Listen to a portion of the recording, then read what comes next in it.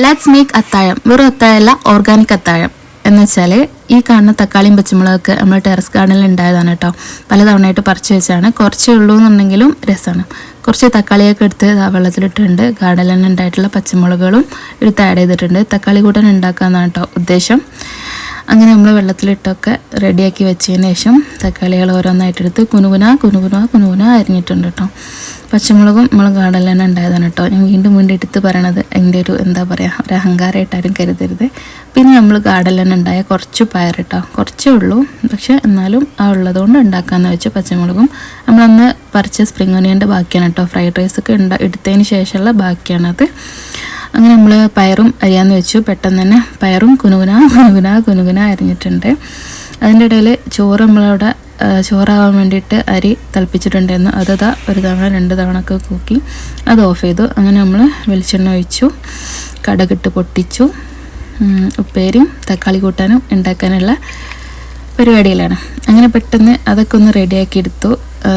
അങ്ങനെ പരിപാടികളൊക്കെ നടന്നുകൊണ്ടിരിക്കുകയാണ്. രാത്രി തന്നെ ഉണ്ടാക്കി വെച്ചാൽ പൊലിച്ചൊക്കെ എണീച്ചിട്ടുള്ള ഇടങ്ങേറാണ്, മാറി കിട്ടുമല്ലോ. എല്ലാം തന്നെ ഉറക്കപ്രാന്തിൽ എണീച്ചിട്ട് ഒന്നിട്ടാവില്ല, ശരിക്കും ഫുഡൊന്നും കഴിക്കാവില്ല, ബാങ്ക് കൊടുക്കുമ്പോഴത്തേനും ചിലപ്പോൾ ആവില്ല, അങ്ങനെയൊക്കെ ഒരു വിഷയമുണ്ട്. അപ്പോൾ അതുകൊണ്ട് പെട്ടെന്ന് തന്നെ ഇത് ഉണ്ടാക്കി വെച്ച് കിടന്നാൽ എണീച്ചാണ് കഴിച്ചാൽ മതിയല്ലോ. ഉമ്മമാൻ്റെ വീട്ടിൽ തൊടുവിൽ ഉണ്ടായ നല്ല പച്ചമഞ്ഞൾ ഉണക്കി പൊടിച്ച് എനിക്ക് കൊണ്ടുതന്ന മഞ്ഞപ്പൊടിയാണ് കേട്ടോ. ഉമ്മമാൻ്റെ വീട്ടിൽ തൊടിയിലുണ്ടായ നല്ല ഓർഗാനിക് വിഷമൊന്നുമില്ലാത്ത നല്ല കറിവേപ്പിലയും കൂടിയാണ് കേട്ടോ അതിലേക്ക് ഇടാൻ പോണത്. അങ്ങനെ മൊത്തത്തിലൊരു ഓർഗാനിക് അത്താഴമാണിത്. ആദ്യമൊക്കെ ഈ അത്താഴം നന്നായിട്ട് സ്കിപ്പ് ചെയ്യുന്നു കേട്ടോ. പക്ഷേ ഇപ്പോൾ ഈ ചൂടുണ്ടോ എന്തുകൊണ്ടോയെന്ന് അറിയില്ല, നല്ല ടയേർഡാണ്. അതുകൊണ്ട് തന്നെ അത്താഴം ഒന്നും കഴിക്കാണ്ട് നോമ്പ് നോറ്റ് കഴിഞ്ഞാൽ പിന്നെ എണീച്ച് നിൽക്കാനും ഒരു പണി എടുക്കാനും കഴിയില്ല.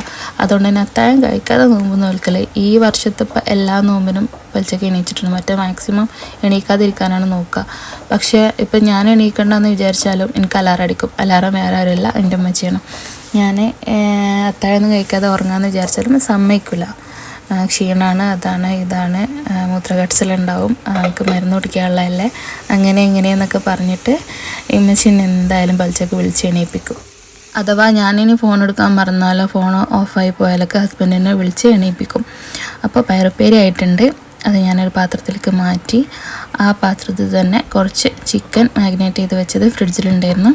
അതെടുത്തൊന്ന് പൊരിക്കാമെന്ന് വിചാരിച്ചിട്ടോ. ചിക്കൻ തലേന്നല്ല അന്ന് വൈകുന്നേരം കായം തേച്ച് വെച്ചതായിരുന്നു. അപ്പോൾ പരിപാടി എളുപ്പമായല്ലോ. അപ്പോൾ പെട്ടെന്ന് തന്നെ അത് ഫ്രൈ ആക്കാനായിട്ട്, ഷാലോ ഫ്രൈ ആണ് കേട്ടോ, ഡീപ് ഫ്രൈ ചെയ്യണില്ല. അപ്പോൾ തക്കാളി കൂട്ടാൻ റെഡിയായി, പയറുപ്പേരി റെഡിയായി.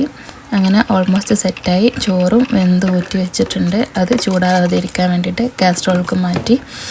അപ്പോൾ പരിപാടികളൊക്കെ ഓൾമോസ്റ്റ് കഴിഞ്ഞു. ഇനി പോയി കിടക്കാം.